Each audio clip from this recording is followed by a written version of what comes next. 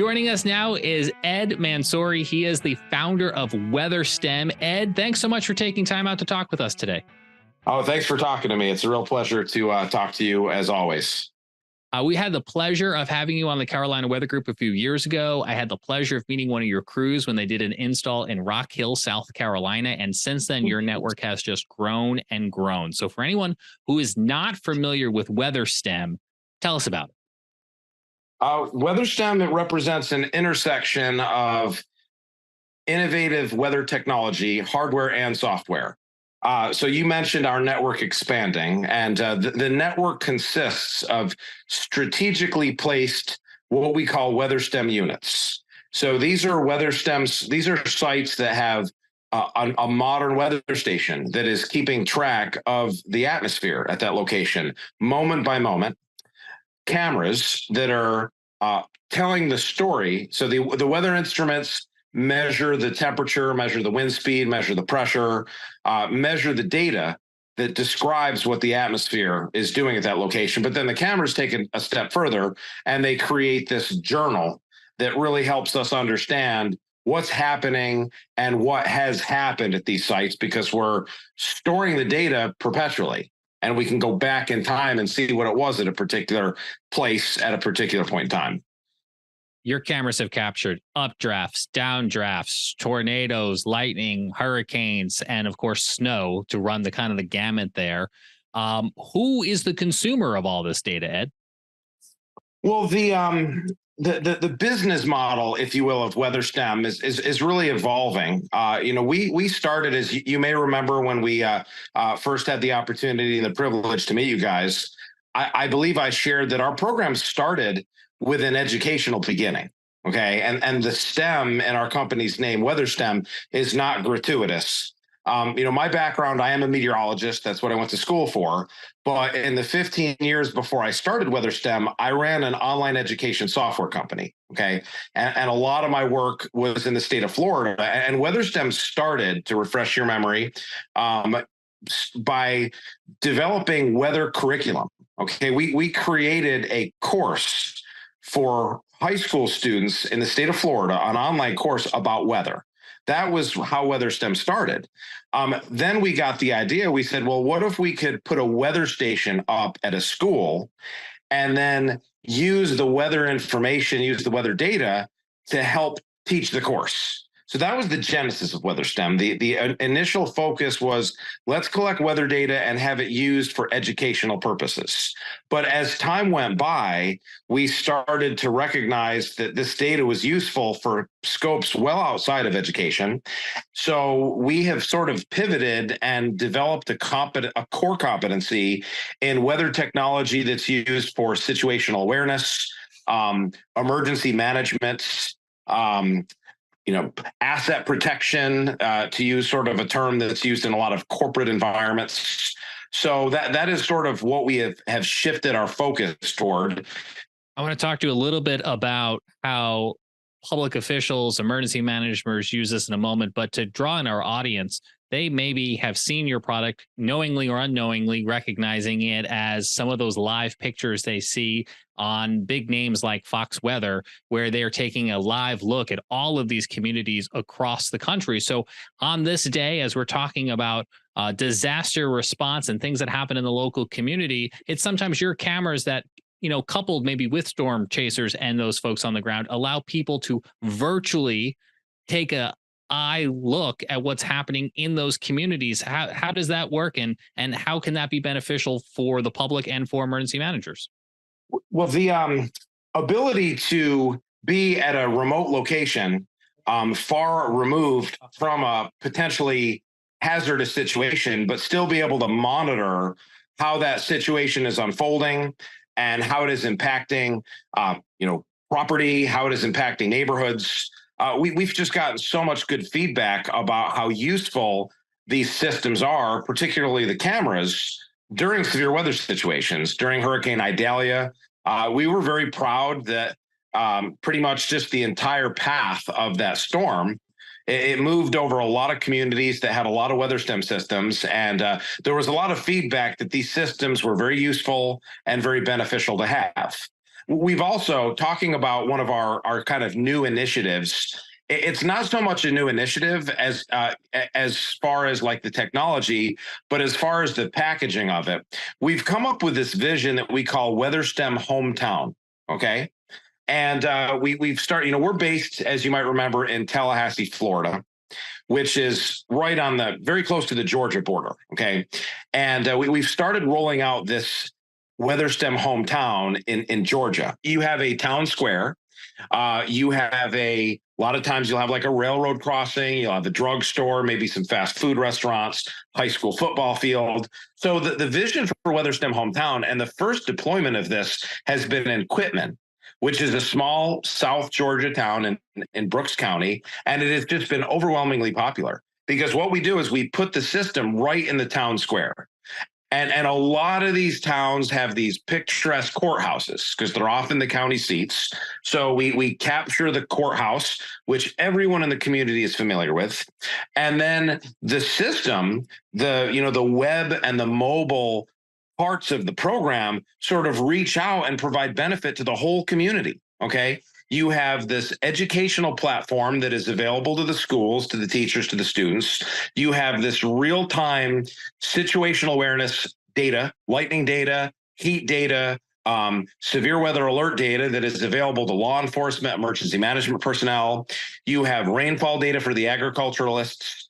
And you have this beautiful camera view that the local business development folks, the Chamber of Commerce folks love because we make that view available to media outlets. That for instance, just using this Quitman camera or system as an example, that little town's camera has been on the Weather Channel numerous times, Fox Weather numerous times. So that's really one of our visions for 2024 is to expand this concept of weather from your town square coming to a small town near you. We really are excited about that. You had me thinking, right? Like I live in Charlotte, North Carolina. Our official weather observation is at the international airport, but that is half an hour's drive from me. But you guys have numerous stations here in the Charlotte area, which allow people to get a little bit more hyper local. And you have cameras all across the area, including some at big sporting arenas like Bank of America Stadium. And recently, I believe, if I'm not mistaken, Charlotte Motor Speedway came online. So you guys have also kind of given an eye's view into some of these big venues for maybe decision support making at these venues as well. Is that right, Ed? Yes, and that's the goal. It's interesting because we have WeatherSTEM at a lot of different sports venues, and the pathway to putting those there, it's almost like a different story at every one of those organizations. Just for instance, at the Charlotte Motor Speedway, we have a relationship with a group I know you're familiar with, WCCB, in Charlotte. And they use our cameras extensively in their on-air broadcasts, and they positioned one of these cameras at the Charlotte Motor Speedway. And like, for instance, at NC State, we were able to place a number of sensors, a number of cameras on their athletic properties, and that was in partnership with emergency management on campus. And then you'll have other campuses like App State, where the introduction was through athletics. So there's a different story for how we're putting these systems in these different athletic venues and these different athletic facilities. Ed, how many stations in total are there? We have just shy of 800 stations now. We should actually, we're doing kind of a bunch of installs as part of one of our big projects in Florida over the next couple of weeks. So we should be at 800 by late November, early December. Talk to me a little bit about Florida. I know that's where a lot of the stations are. You mentioned that's kind of your home turf, but there's a lot of tropical weather there. And if memory serves, you guys do some extra special things to keep things up and running, maybe when the grid is down. In the aftermath of Hurricane Michael, which, as you may recall, was originally classified as a Category 4 and reclassified as a Category 5, that made landfall in an area of Florida that was pretty weather station sparse. Okay. East Bay County, West Gulf County, and up into Jackson County.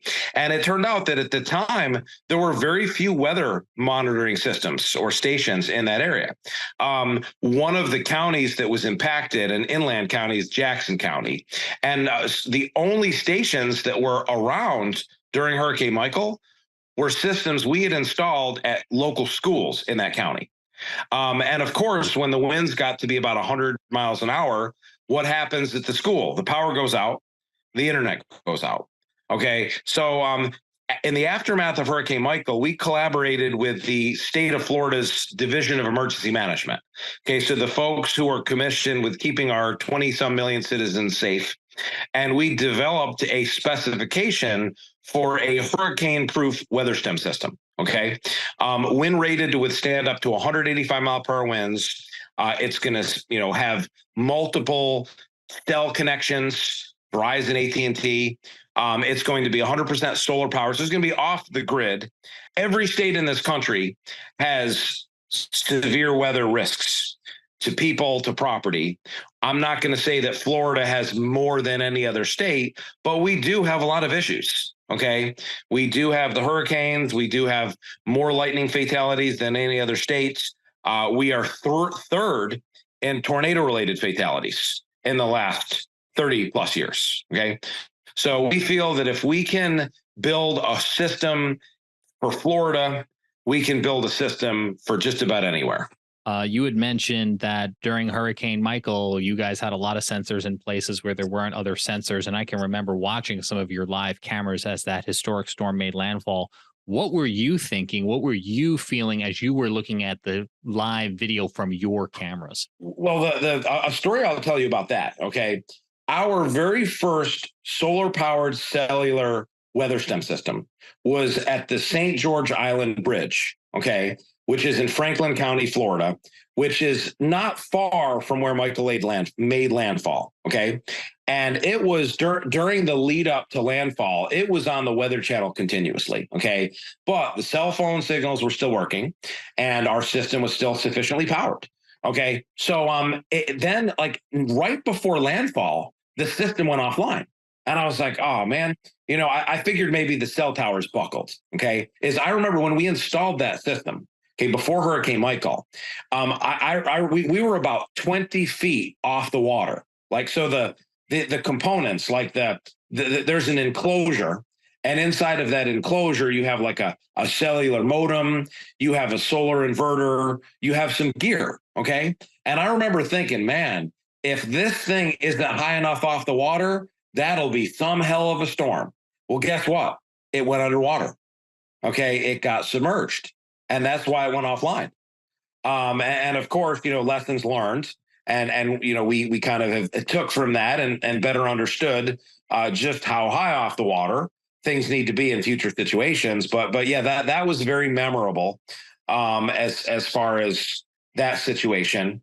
But no, it was really and me personally, what is really I don't have a word for it, Mr. James. I don't have a word for the feeling like in a Hurricane Michael situation, like in an Idalia situation, where I am as a professional, I'm responsible for this network of weather monitoring systems that's being used by emergency management personnel in places that are about to have destruction and fatalities, while simultaneously protecting my own home and protecting my own family. Okay. And Michael, just shortly before landfall, it was on a trajectory to move over Tallahassee. Okay. It made a last minute wobble and spared us. I still had $15,000 of tree damage in my backyard. Okay. But so that is a very viscerally complex part of this project for me. It is sort of in those situations where I have to sort of do double duty as managing and overseeing the technology while at the same time protecting myself, protecting my family. We say that weather impacts everything and everyone, and sometimes that includes us as well, too. Yes. Ed, you mentioned this data mostly available for free to the public. How do people go and check out your data if they want to learn more about it? Well, at weatherstem.com, okay, just at our website, we have this this scrolling list of all of our stations. And we're working on, you know, one of the things I'll share that I'm excited about is we are working on a new software product that is going to be released hopefully in early 2024, and it is what's called an MMP. Okay, that's a term we've coined, a mesonet management platform. Okay, so our app right now is in need of updating. I'll be the first to admit that. But on our app, on the WeatherSTEM app, it's freely available for iOS and Android devices. You can basically see all of our WeatherSTEM systems, other than the handful that are proprietarily closed by the client. But you can see the live data. You can see the camera imagery. You can sort of browse around our system. There's a map feature. You can do the same on our website. Okay, so it's not hard. It's not too hard to find where all of these systems are. We also have, since we last talked, we've come up with a new product called Blast, and we actually have our first implementation of it in the Carolinas as of recently at a golf course in the Raleigh area called Winding Creek. It's one of these systems that can blast a sound or blink strobe lights if lightning comes within a certain distance. So it's sort of an audio weather alarm for venues like golf courses, outdoor rec facilities, those sorts of things. So, and am I right to recall that on Saturdays, on big college game days, people can go check out the weather conditions at a lot of college campuses alongside some scores and things that are happening? Is it a bit of a sports hub too? Yes, exactly. And we're kind of I'll tell a quick story about that. Okay, just very candidly, we created for fun. We created a college football and NFL weather tool. Okay, and basically what it does is it merges a weather data model, like forecast model, with data from our systems at various stadium venues with a sports data model. So schedules, scores, live scores, all of these different conditions. And it costs us quite a bit of money. Okay. And the piece of it that costs us money is actually the sports data model. Okay. We pay a company, an awesome company. These guys are great. They used to be called Fantasy Data, but now they're called Sports Data IO. I'll give them a plug happily. And basically they provide a model for like fantasy football players. Okay. And they have, as I understand, they have probably their consultants are people probably around the country that they pay to watch games and record what's going on in the game in real time.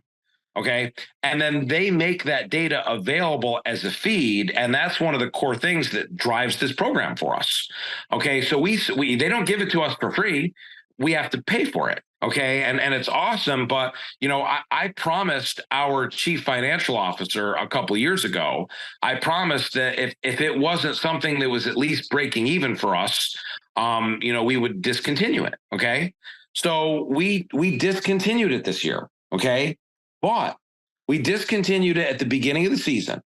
And within the first couple weeks, we had so many people reaching out to us like, hey, is that thing going to be back online? And I went to our, chief financial officer. I said, Reagan, we got to do something about this.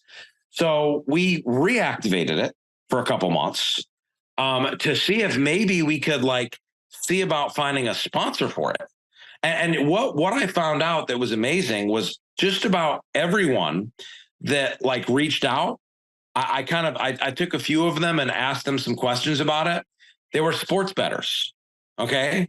And a lot of them have told me that this is the best. These are not my words. These were words that they said. They said this is the best by far sports weather betting tool out there. And I was like, well, geez. And we had a lot of people that were saying, well, you should make this a pay-based service.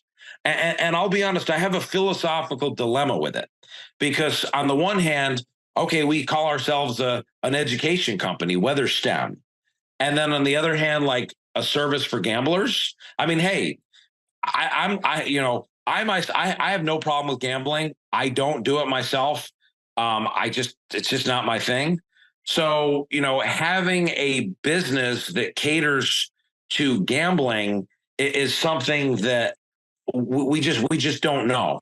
Okay. So, I'm happy to report that we have a sponsor lined up for next football season. Okay.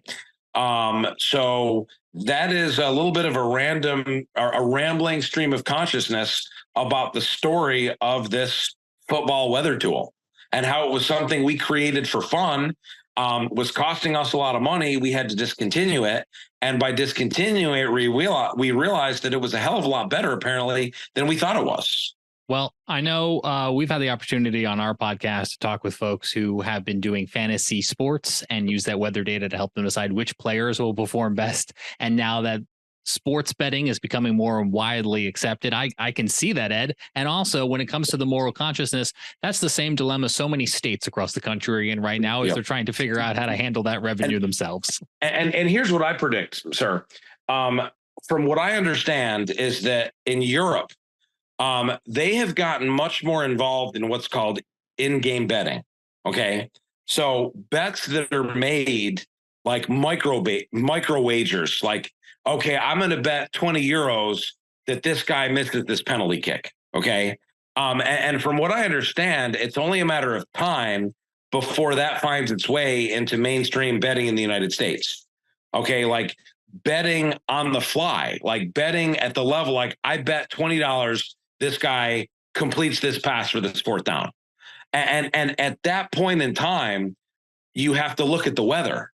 Okay. If you're making these bets on a play-by-play situation about things like at batting attempts in baseball, punts, passes, running plays, you have to look at what is the weather going on in the moment there. Well, I think there's a lot of new experiences that people are trying to get up to speed on and make sure they don't get left behind on as we look ahead to the integration between sports betting and the role that weather plays and all of that. So it's going to be exciting times, Ed.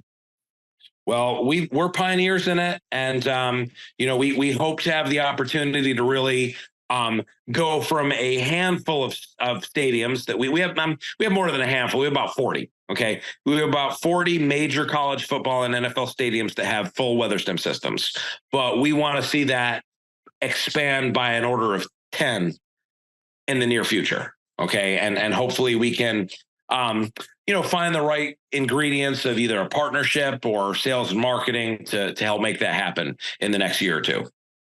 Ed, it's always a pleasure to talk with you, and I appreciate your time today and your insight and all the data that you make available for all of us to use to help us track the weather and to learn. It's my pleasure. Thank you for all you do.